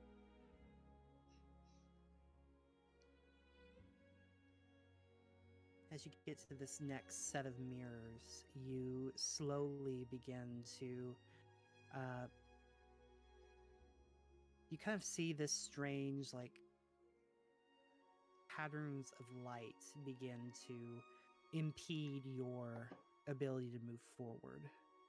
It's almost as if beneath you, these flashing colors of lights, it's like you can move whenever there is orange tiles, but you kind of like get this citrusy scent as you move across them. The red tiles you can move across no problem. The yellow tiles like electrocute you, and you swear on the blue tiles you see like this horrific shark-like abomination kind of chomping at your heels. And as you try and navigate this strange layer of the maze, go ahead and make me intelligence saving throws. Real quick, Cliff turns around to Elizabeth and says, Ah! "Oh God." Turns around to Elizabeth and says, "Have you been taking kids through here?" Under a certain age, they're immune to everything here. Okay. It's just adults that are Retcon, Aurora was born in a leap year. She's technically, let's see how old it is here. She is technically 4 years old. Wait, no, nice try. no, she's 7 years old. Yeah, you all just kind of like watch as Squirt is just like gently whistling as he like do do do do do do do do. Doesn't seem to be affected at all. No matter what we do, our intelligence is just not there. You Well- oof. I'm not even bothered rolling the bless. Unfortunately, the maze is a bit much for you all to quickly get through it. And as you kind of struggle navigating this logical puzzle, the growl at the end kind of deepens, and all of you feel the cave begin to shake as this ethereal creature begins to slowly manifest itself. Now I'm going to reveal the token. Oh, It is God. not here. It's not here yet. It is still ethereal. But that was 3 fails. And you all see a. Oh, did Mercy on roll? Oh no! Let me roll her real quick. That is correct. Okay, we got a 1 success. Mercy has a brain cell today. She like she kind of figures it out and is able to get to the end of it, and she spends some time helping all of you navigate your way through it, but you do lose some time at this portion, and you all watch as at the far end a ghostly creature begins to form. It's like a mind goblin. You It's see the Storm Lord. You see a massive, ghostly, spiritual troll waiting at the far end. And it seems to be manifesting itself further and further into reality the more you go through these reflective mirrors. You're in the wrong area. Trolls are supposed to be in bridges, not tunnels. Elizabeth points below your feet to the bridge. Oh yeah. It's like, it's fine. It's fine. Like, sometimes the grown-ups mess up these parts. We're good. We're cool. And haven't you heard of a cave troll before? Have I heard of a cave troll? Have any of us heard of a cave troll? We rolled a big D20. Go ahead and roll me nature or survival, your choice. To kind of think on some troll stuff. Oh, now you roll fucking hell.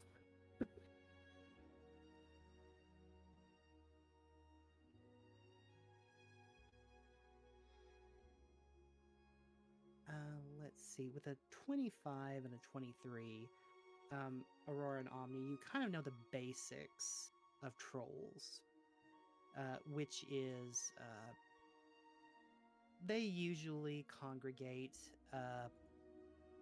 under bridges, within caves, in places usually that require safety or protection. You also know that they have very fast regenerative properties that can only be disabled under certain conditions. You know that a common troll if it's hit with fire damage, will stop regenerating. But you quickly realize that this is not a ordinary troll, so you're not quite sure how that would function. It's a 4chan troll. And This see is a just bunch of- ignore. You just see a bunch of green text floating around him.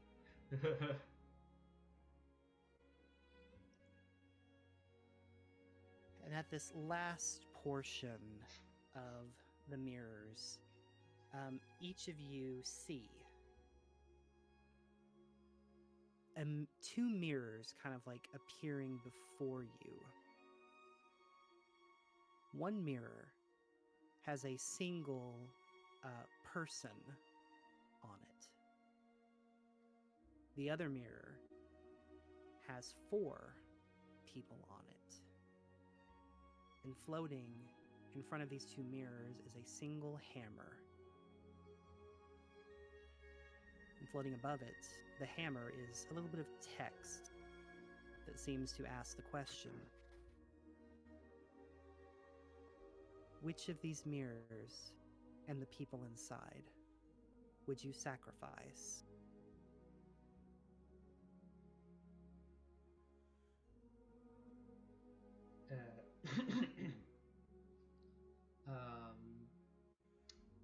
Let me just do a quick thing.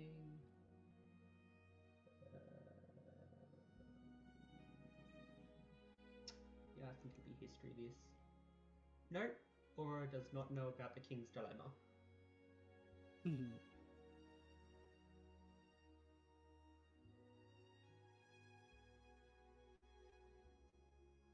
Because the King's Dilemma is that the king is presented with 5 people, and the captain of the guard says, these are the 5 suspects for being a serial killer, but we know one of them is, but 4 of them are just innocent people with families and stuff. What should we do?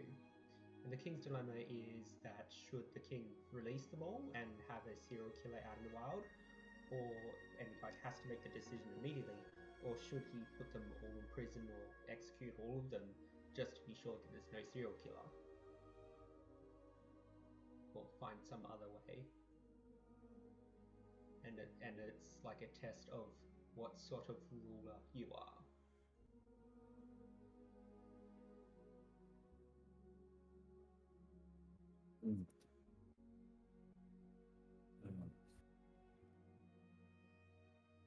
What are the 4? What are the people that we see in those mirrors? Who are they? Go ahead and make me an investigation check. And I'm gonna pop a guidance on that.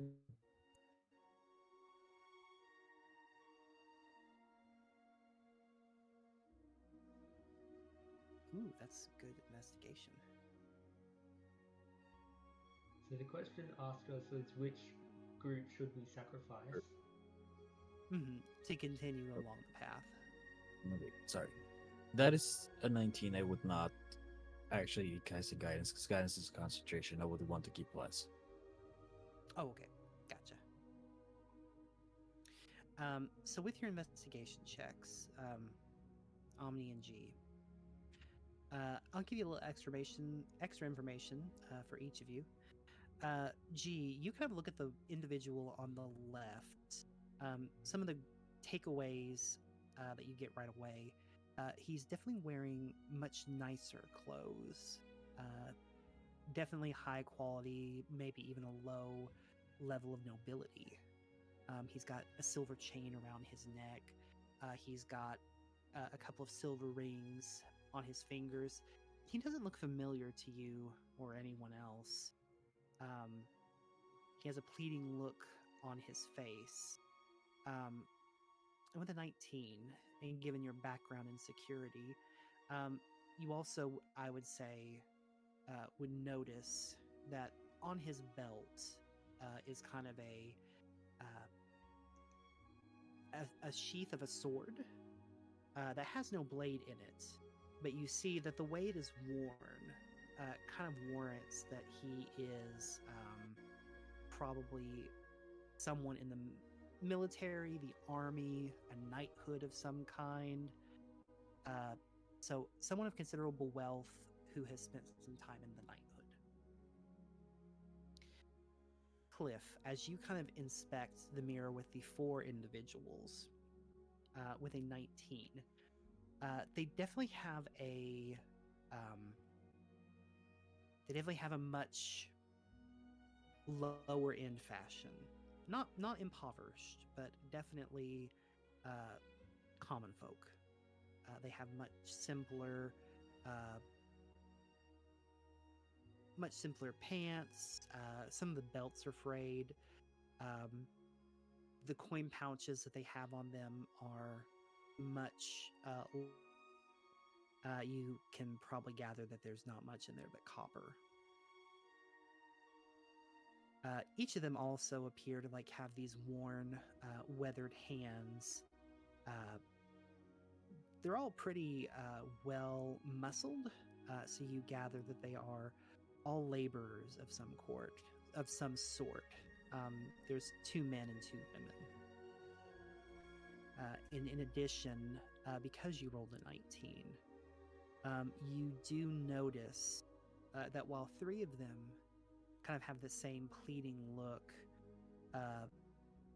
as the nobleman, one of them has a much more fake smile, and you notice that on that one's pants, it is one of the men, you see splotches of red that you would identify as blood.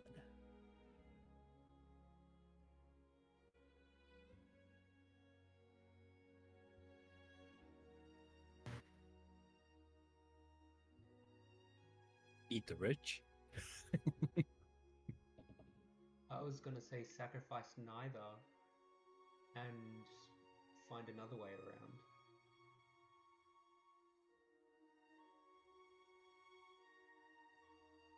Wait, no, was the question, do we have to pick a mirror or do we have to choose one, or what was the specific wording again? Can you write it down? Yep, I will write it out.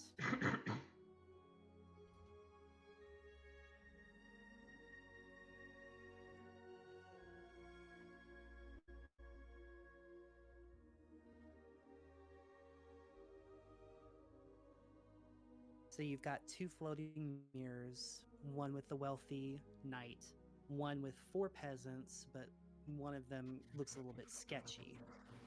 The text is saying, which would you sacrifice to continue this path?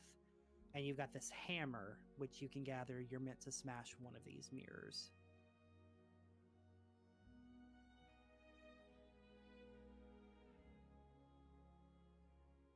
Can we throw the hammer at the troll?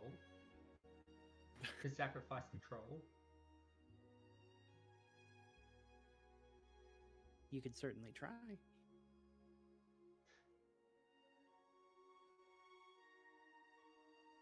Can I sort of tell the one with the red splotches if I don't know, maybe they work as a butcher, maybe they work as a hunter or leatherman, maybe? You can make me a nature or a survival check. Survival.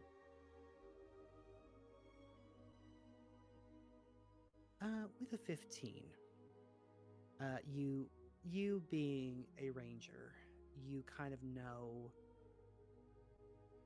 the stance, the telltale signs of one that works with their hands.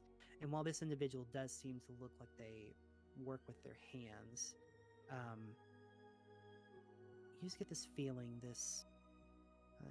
you're not quite sure where it comes from. It's your gut, perhaps, but you kind of see that the way in his hand that the calluses are, it looks as though he holds a dagger in like a stabbing position rather than a cutting position.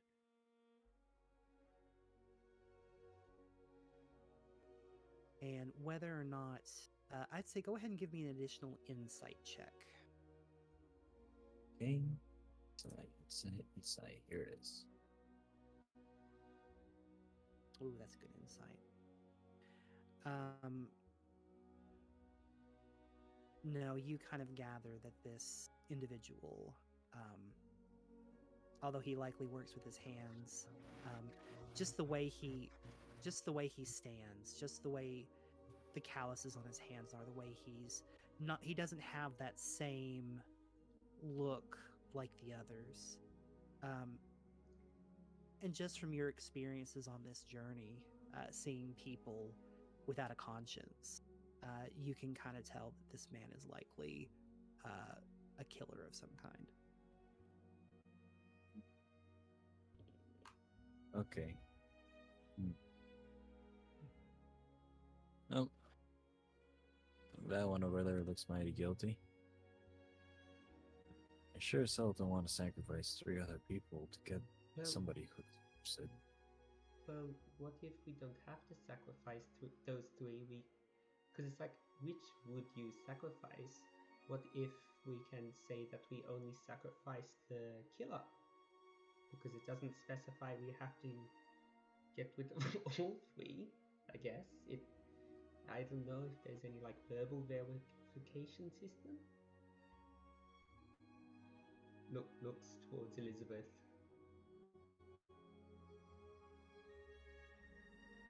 You just need to tell or explain or make known in some way which you would sacrifice to continue this path. I'm afraid that's all I can say. If I help anyone, well, that thing's gonna attack, so I can't give you the answer.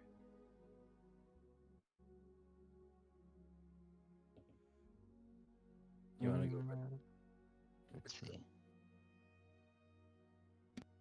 Can I look into my Tinkerer's kit?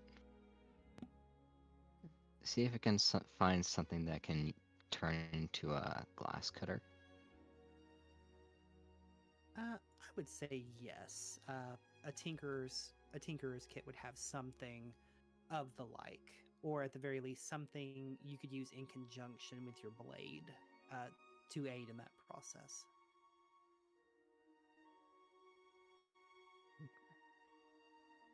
Does the mirror have a frame? And is the killer on the far right or far left of the 4?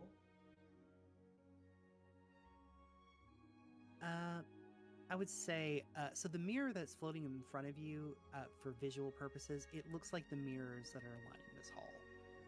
So it's got this wooden frame with 4 golden corners, and the mirror's reflection is there. The sketchy looking dude is on the far right of the 4.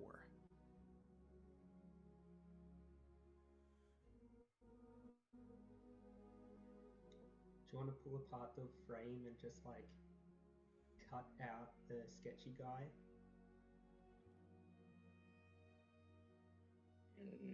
Just cut it out there.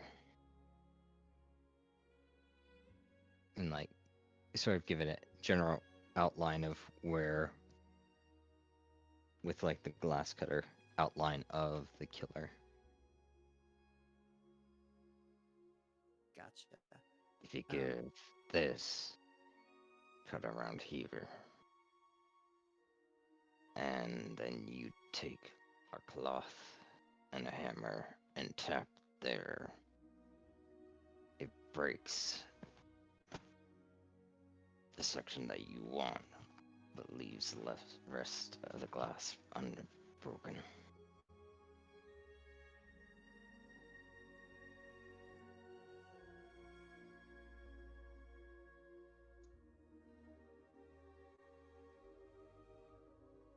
If you'd like to do that, you can make me a tool check. So that'll be 1d20. I would say Dex plus you're proficient, you're proficient in Tinker's tools, so that'd be 1d20 plus 7. And Aurora is going to assist G with the help action however she can, just by like holding it like it's probably levitating steady, but trying to assist how she can with G's guidance. Okay. You can roll that with advantage, and I will say you can gain the benefits of Bless from this as well, because it has already been cast. 1d20 plus 7. And then add a d4. And advantage.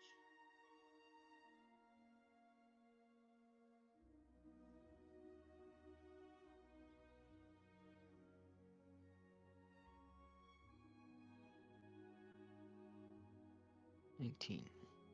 All right. With a 19, with the assistance from Aurora keeping things steady and Cliff giving you the blessing, you take things pretty slowly, and you, using your tools, knowing how important this is, you are able to successfully remove just the reflection of the sketchy looking dude out of the mirror, and you are now holding just this individual's reflection in your hand.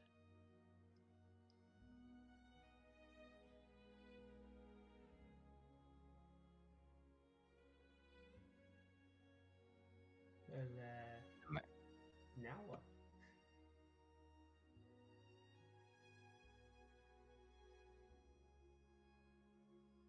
Hammer tap. Sure. Okay with that. Let's just hope we just need to sacrifice and it's not the quality of the sacrifice. Rather. Yeah. All right. As you tap the glass and shatter the visage of this criminal, you all watch as the ethereal troll kind of gazes down upon you. You hear a large guttural growl, and then watch as he vanishes. Oof. For a second, I thought we'd have to start initiative. Like, Elizabeth just like wipes her brow and is like, "Okay, good. You're that last one.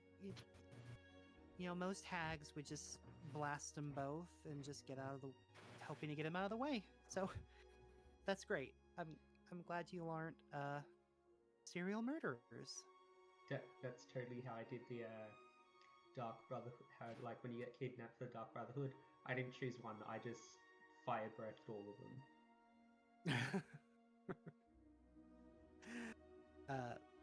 But yes, so as the last bit is complete, you watch as the rope is now accessible.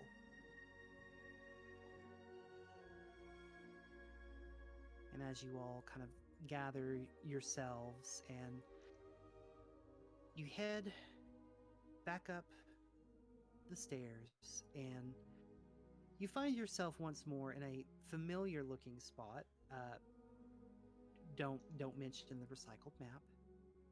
You step out of the opposite end of the fountain, far to the north. And let's see. This one's got greener grass, so it's good. Grass is greener on the other side. Both as you step out, Cliff and G, the moment your feet touch the ground, you both feel this flush of magic rush over your boots as you look behind you, and you realize you have traveled a massive distance from the far south of this domain to the far north, as both of your journeyman boots evolve. Oh. You. Just quick scan. Yeah, nature check and see how much time had passed while we were down there. Okay.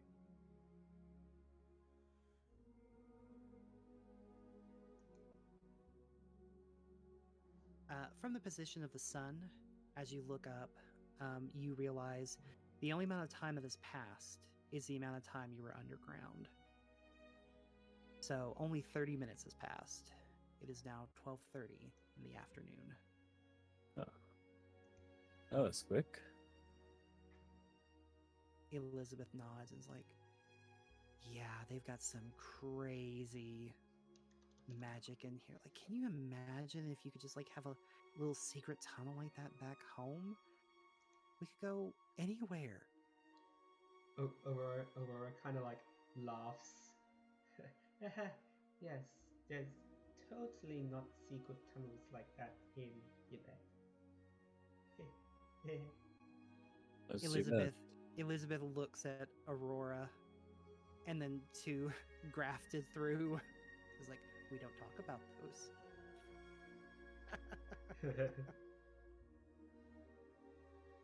What's too bad?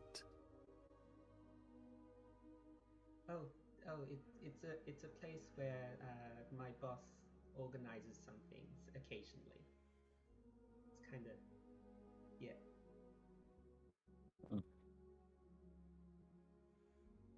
Okay. But yeah, so that is where, and you all see off in the distance, probably not a 10-minute walk from where you are now,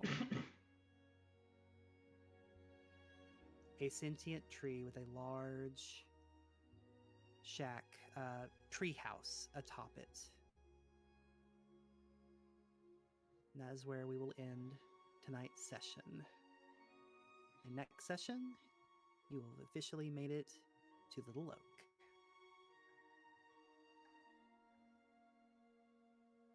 Nice.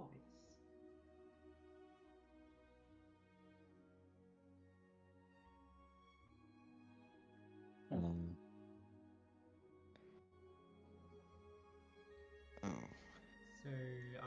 So for Cliff and G, the boots of the Wanderer Longstrider guy, boots of the Walkie dude, they've activated to their rare, very rare mode. Yep. Cool. Journey boots, right? Let me, because Shade's got him now. Let me go see what I named his. basically the same, it's just purple text. Oh, yep.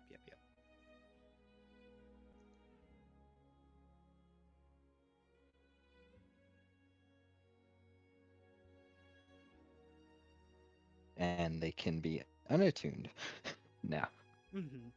Yep.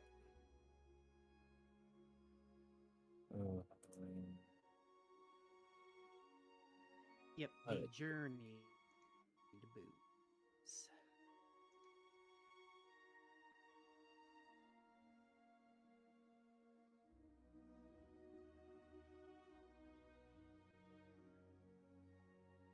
My armor class is now 18.